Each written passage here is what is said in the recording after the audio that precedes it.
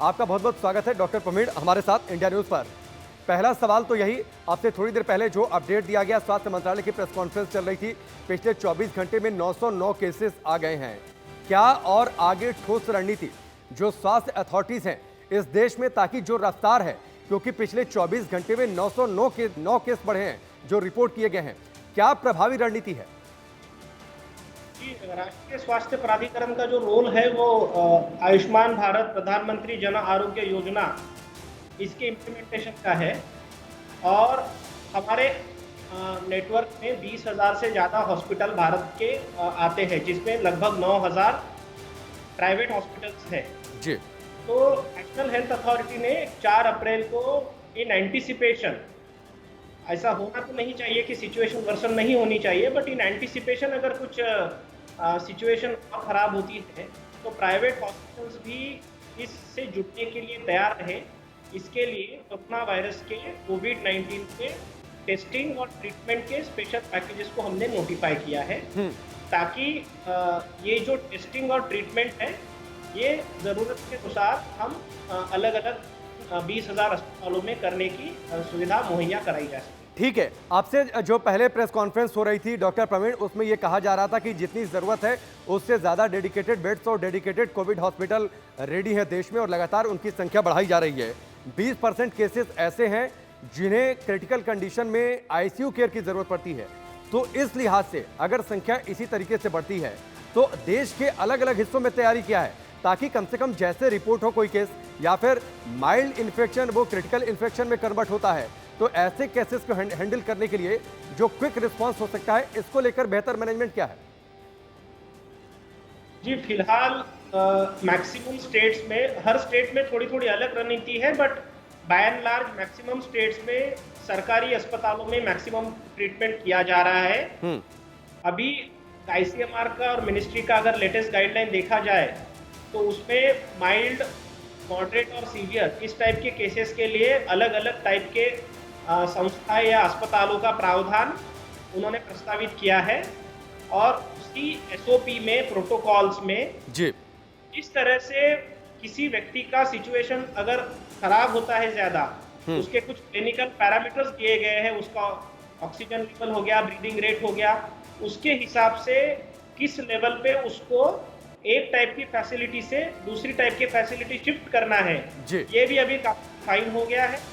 और सभी राज्य सरकारों को और जिला प्रशासन को इस बात से अवगत किया गया है।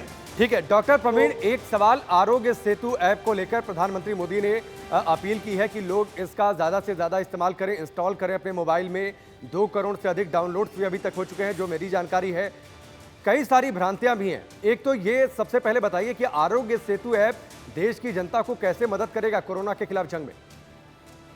आरोग्य सेतु ऐप बहुत ही यूजर फ्रेंडली ऐप है।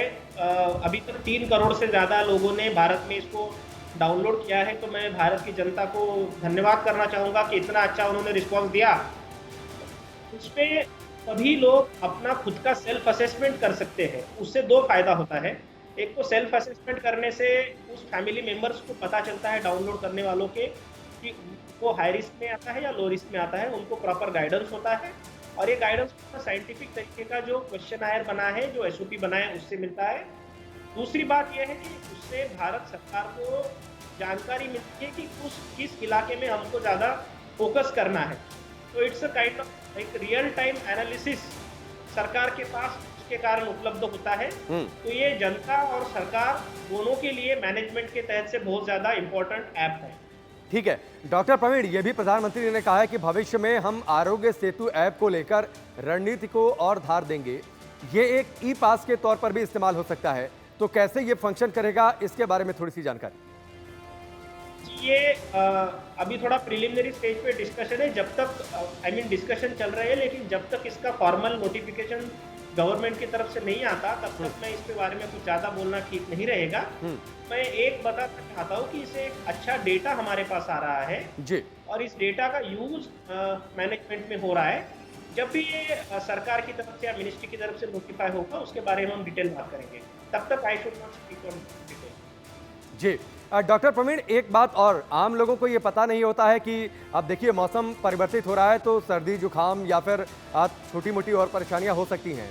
तो बड़ी समस्या ये होती है कि लोग ये नहीं समझ पाते कि कब हमें डॉक्टर से कंसल्ट करने की ज़रूरत है, कब हमें कोई सीरियस चीज़ है जिसको लेकर हम कंसर्न हो जाएं, क्योंकि इन्फेक्शन का ये दौर है। तो आरोग्य सेतु ऐप, इसमें एक फीचर ऐसा है जिससे हम सेल्फ एनालिसिस कर सकते हैं। तो इसके बारे में थोड़ा आप दर्शकों को जागरूक करें कि उसका इस्तेमाल लोग कैसे करें, और वो बेहतर समय कब हो सकता है कि हम ये तय कर लें कि हमें डॉक्टर के पास जाने की ज़रूरत है अगर किसी तरीके की कोई छोटी मोटी परेशानी है तो। मैं 2 तरह से इसका आंसर दूँगा। पहला आंसर ये रहेगा, आरोग्य सेतु ऐप में सेल्फ असेसमेंट पे क्लिक करें, तो सबसे पहले आपका आयु, जेंडर और कुछ सिम्पटम्स के बारे में पूछा जाता है, जैसे कि कफ है या फीवर है या डिफ़िकल्टी इन ब्रीदिंग है, और उसके तहत उसका वो आंसर देता है।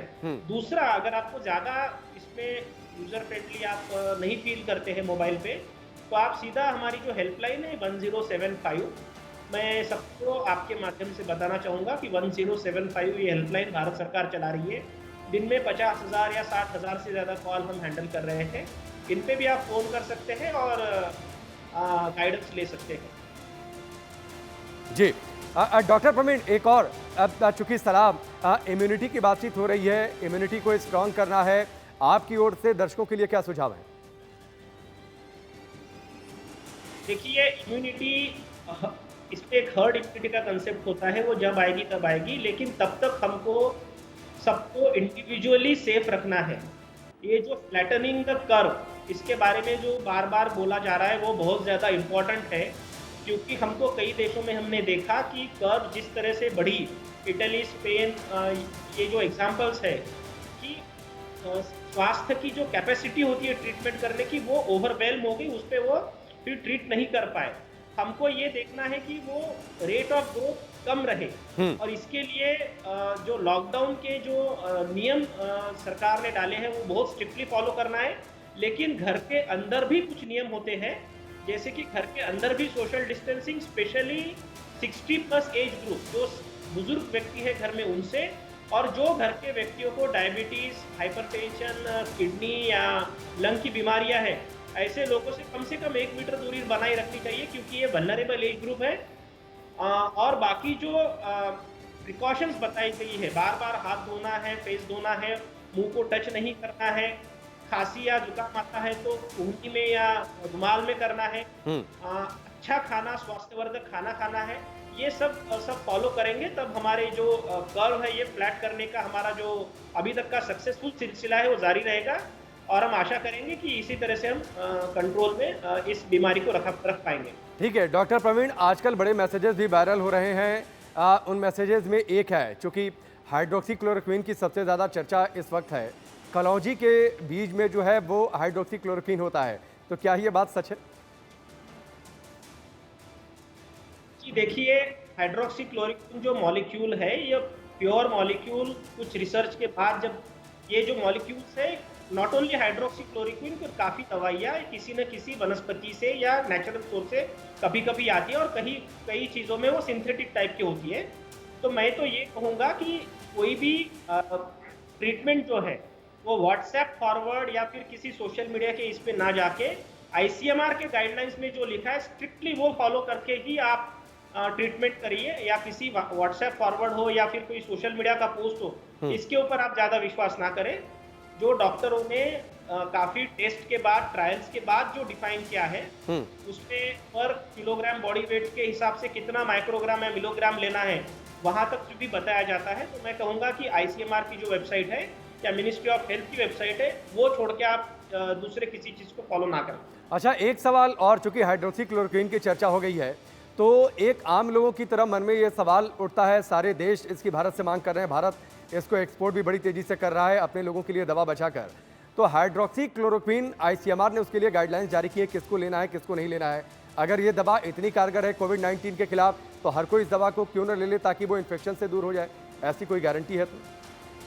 जी, कोई भी दवा जो होती है, उसके कुछ पॉजिटिव इफेक्ट होते हैं और साइड इफेक्ट होते हैं, और ये दोनों का प्रोज एंड कॉन्स बैलेंस करने के बाद जो विशेषज्ञ हैं अपनी सलाह देते हैं। तो इसलिए indiscriminate use, not only hydroxychloroquine, but कोई भी दवाई का इनडिस्क्रिमिनेट यूज कोई भी विशेषज्ञ कभी नहीं करता। उसके कुछ इंडिकेशंस होते हैं और कुछ कॉन्ट्रा इंडिकेशंस होते हैं। तो जो इंडिकेशंस आईसीएमआर ने कहे उसी इसमें यूज किया जाए, बाकी जगह उसका यूज नहीं करना चाहिए। अच्छा, क्या साइड इफेक्ट हो सकता है अगर आपको जानकारी हो? क्योंकि देखिए होता क्या है कि लोगों के मन में ये बैठा है कि हाइड्रोक्सीक्लोरोक्वीन दवा इस समय ज़्यादा यूज़ हो रही है, तो अगर लोगों को इसके साइड इफेक्ट पता होगा, यानी खतरा क्या हो सकता है हमें, तो शायद लोगों के मन से ये भ्रम हट जाए। 100% लोगों में नहीं होता है, लेकिन कुछ-कुछ लोगों में इसके आईज़ पे साइड इफ़ेक्ट्स, आपको भी साइड इफ़ेक्ट्स देखे गए हैं, बच्चों में कुछ साइड इफ़ेक्ट्स देखे गए हैं।